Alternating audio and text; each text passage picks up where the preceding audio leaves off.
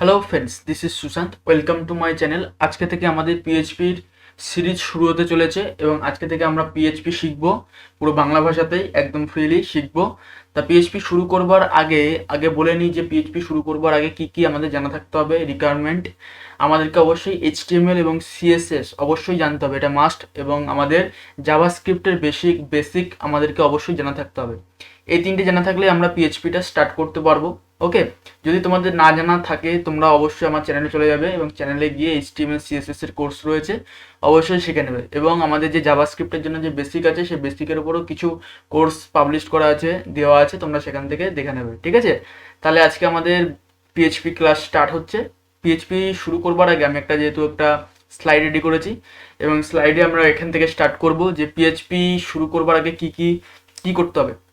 তারপরে এখানে রয়েছে হোয়াট ইজ পিএইচপি। যদি হোয়াট ইজ পিএইচপি বলি তাহলে পিএইচপি কি যদি বলি, এটাকে নিয়ে যদি আলোচনা করি তাহলে হচ্ছে পিএইচপি হচ্ছে একটা সার্ভার সাইড স্ক্রিপ্টিং ল্যাঙ্গুয়েজ। ওকে, এবার সার্ভার সাইড স্ক্রিপ্টিং ল্যাঙ্গুয়েজ কি সেটা যদি বলি, আজকে আমরা যখন এইচটিএমএল বা সিএসএস যখন করেছি সেগুলো কি হয়েছে, ব্রাউজার সাইডে আমরা কিছু লিখেছি এবং সেটা আমাদের ব্রাউজারে শো করেছে, ঠিক না? তাহলে আমাদের হচ্ছে এইচটিএমএল সিএসএস এবং জাভাস্ক্রিপ্ট এগুলো হচ্ছে ব্রাউজার সাইড ল্যাঙ্গুয়েজ, ঠিক আছে। এবং আমাদের আর হচ্ছে এগুলো সার্ভার সাইড স্ক্রিপ্টিং কেন বলা হয়েছে, আমাদের এটা এই পিএইচপি শিখবার জন্য আমাদের একটা অবশ্যই সার্ভার লাগবে এবং সেই সার্ভারে মাধ্যমে আমাদের পিএইচপি কে রান করাতে হবে। ওকে, এবং সার্ভার যদি কি যে সেটা যদি বলি, সার্ভার হচ্ছে আমাদের যেমন কম্পিউটার ইউজ করছি, কম্পিউটার একটা যেমন হচ্ছে আমাদের কম্পিউটারের মধ্যে যেমন একটা প্রসেসর রয়েছে, র্যাম রয়েছে, ঠিক কি না?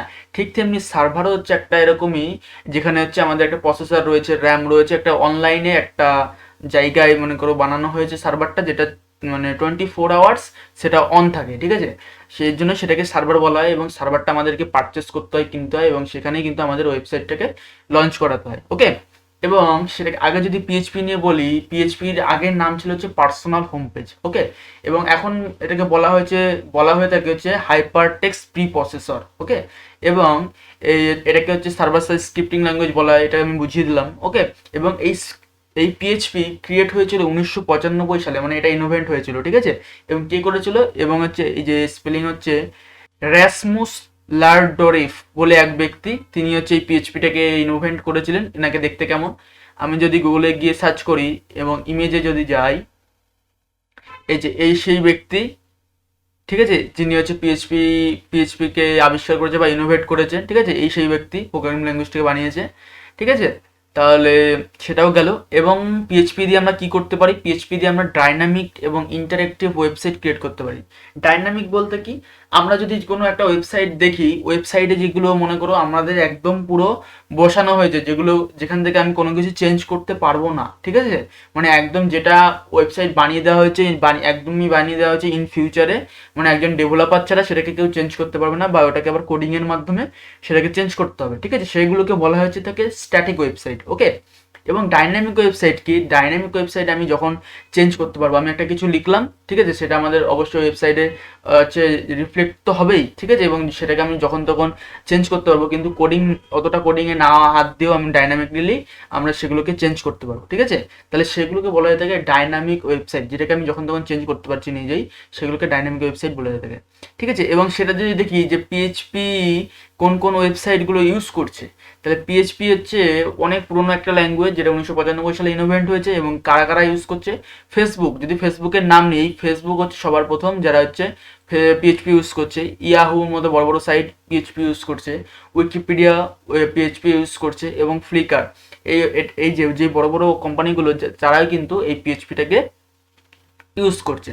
তাহলে বোঝানো গেলো যে কারা কারা পিএইচপি ইউজ করছে। এবং আমরা এই কোর্সটা আজকে বেসিক থেকে স্টার্ট করব, একদম অ্যাডভান্স পর্যন্ত যাব এবং প্রজেক্টও দেখবো কীভাবে ওয়েবসাইট বানানো হয়। তোমরা আমার সঙ্গেই থাকবে এবং দেখতে থাকবে যে কীভাবে আমরা পিএইচপি পুরো শিখে ফেলবো ইজি উপায়ে, পুরো বাংলা ভাষাতে।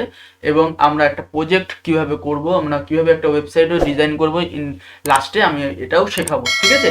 তাহলে বন্ধুরা, আজকে পিএইচপির বেসিক এইটুকুই। তোমরা যদি আমার চ্যানেল নতুন হয়ে থাকো, অবশ্যই চ্যানেলটাকে সাবস্ক্রাইব করে বেল বাটনটাকে অবশ্যই ক্লিক করে দেবে এবং কমেন্টে লিখবে যে তোমরা এই কোর্সটা কোথা থেকে করছো বা কোথা থেকে শুনছো তুমি আমাকে, ঠিক আছে, সেটাও জানিয়ে দেবে। তার আজকের জন্য বন্ধুরা এইটুকুই। তোমরা যদি আমার চ্যানেল নতুন হয়ে থাকো, অবশ্যই বেল বাটনটা ক্লিক করে সাবস্ক্রাইব করে সঙ্গে থাকবে।